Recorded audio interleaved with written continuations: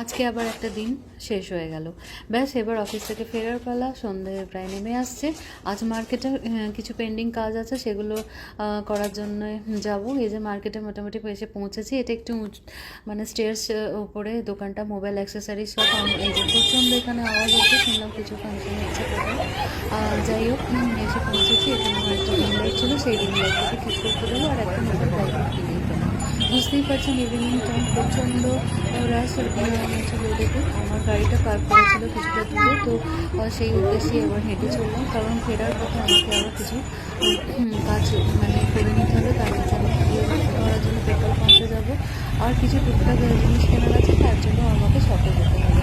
তো তাই সেই কারণে এই সমস্ত কাজ মিটিয়ে মোটামুটি আমি বাড়িতে ফিরলাম। এরপরে আবার লেগে পড়বো রোজ ডেলি যে রুটিন ওয়ার্কে। এবার নিজেকে একটুখানি ফ্রেশ হওয়ার জন্য ও সমস্ত কিছু ওই সাজগোজের জিনিসগুলোকে গুছিয়ে রাখা, আর এর মধ্যে যে দুধ দই ব্রেড এনেছি সেগুলোকে ফ্রিজেও ঢোকাবো।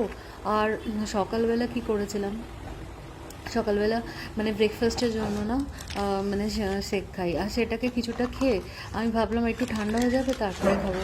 দেখুন না, পুরো বেমালুম ভুলে গেছি আর একদম বরফ হয়ে গেছে। এবার এই বরফটাকে একটু ঠান্ডা করব। এই ছিল মোটামুটি আমার দিন।